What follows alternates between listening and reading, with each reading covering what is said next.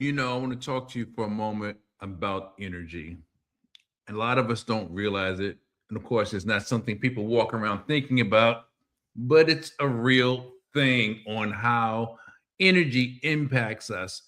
And sometimes once you're made aware of things, of course, you become conscious of it because you've been made aware of it, but then you can have a better sense of control over your emotions, what you do and what you don't do.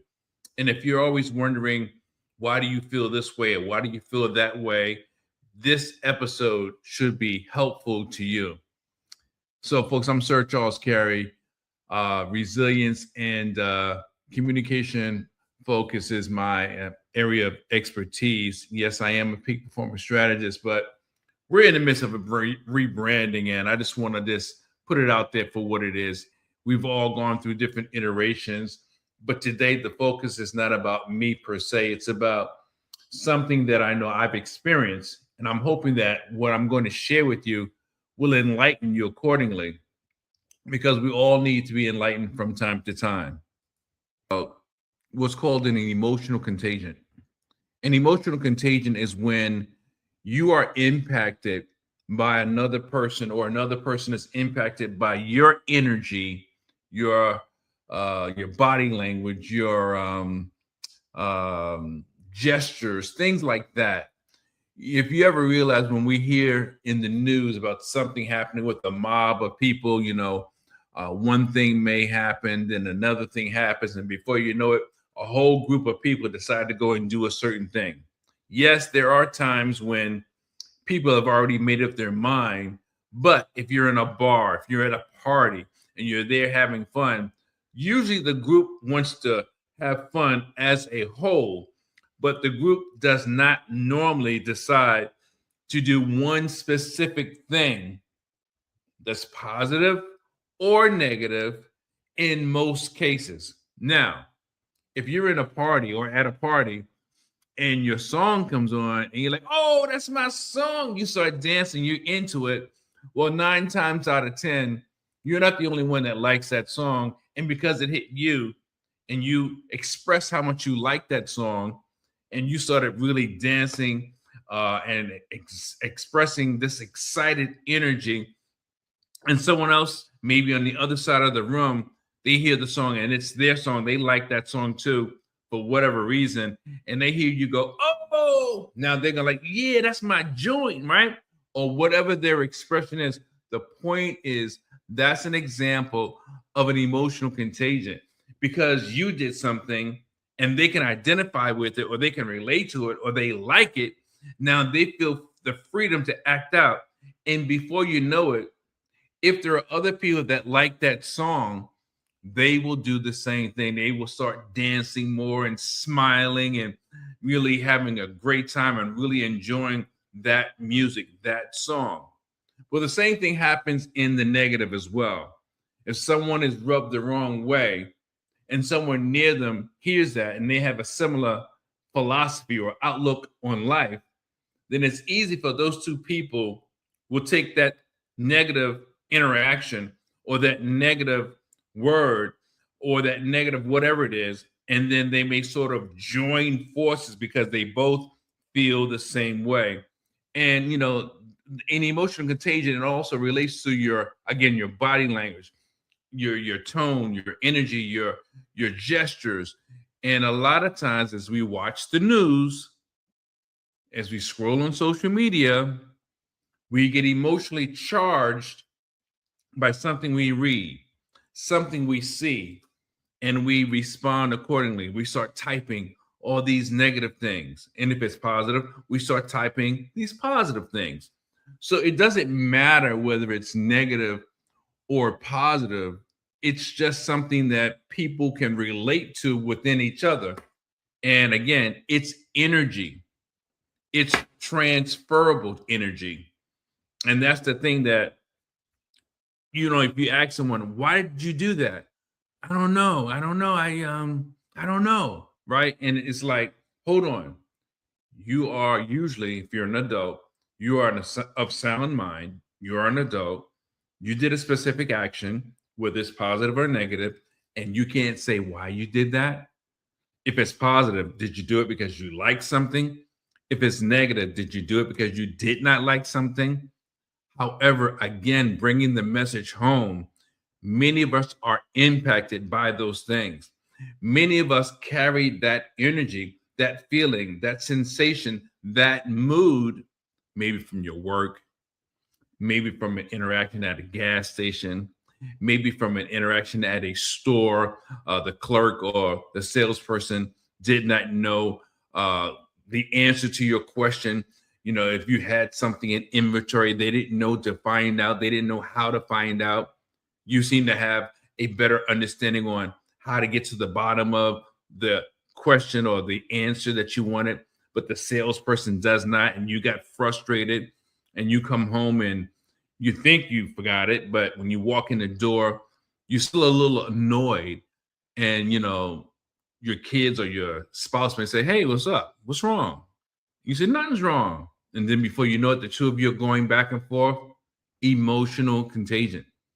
You see, we need to be on top of ourselves a lot more. And it's not a job to do that. It should be a common occurrence to know your own feelings and moods and emotions, but we're human. We're not going to always think of every little thing, every nuance on why we feel these different things, but it's still going to happen. And this is something that a lot of times I think people sort of take for granted.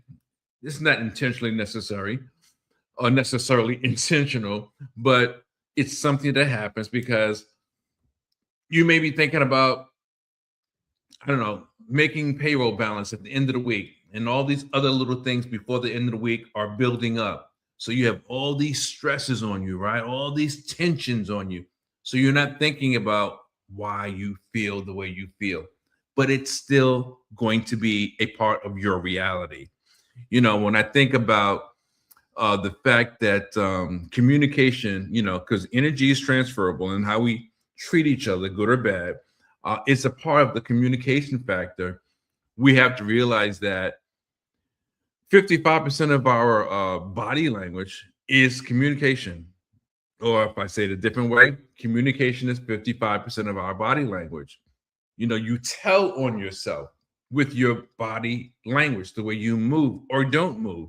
For instance, if I'm talking to you like this, but you're facing this way, and I'm facing you straight on, but you're moving this way, either you have very little interest in what I'm saying, or you're ready to go do something else.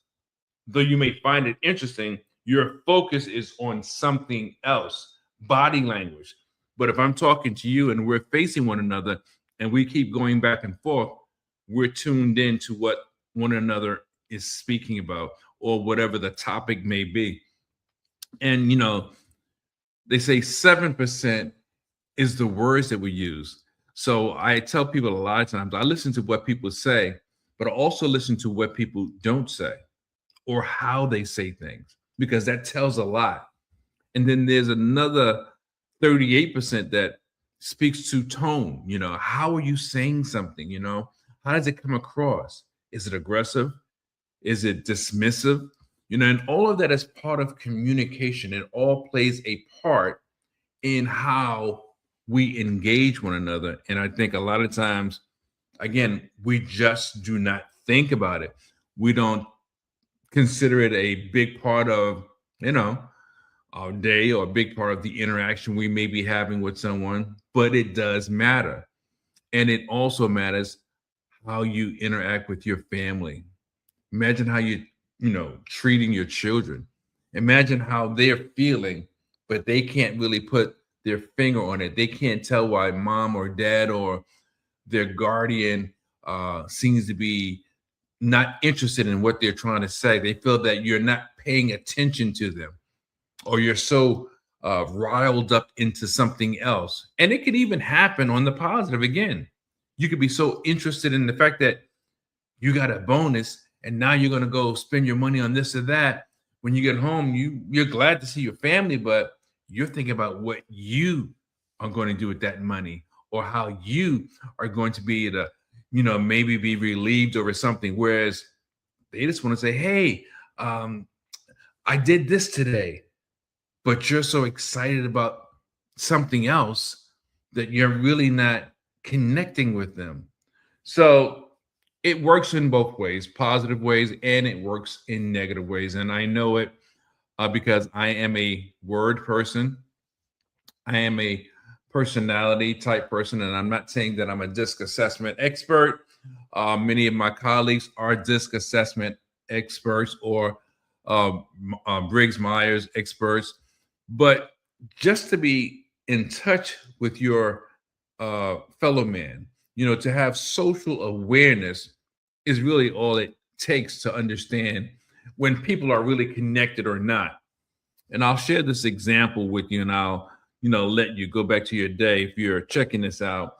I remember, this is going back over 20 years ago.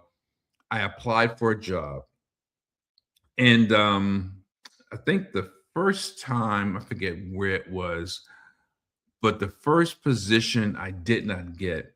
And the recruiter called me back. She says, I think I really got a good one for you.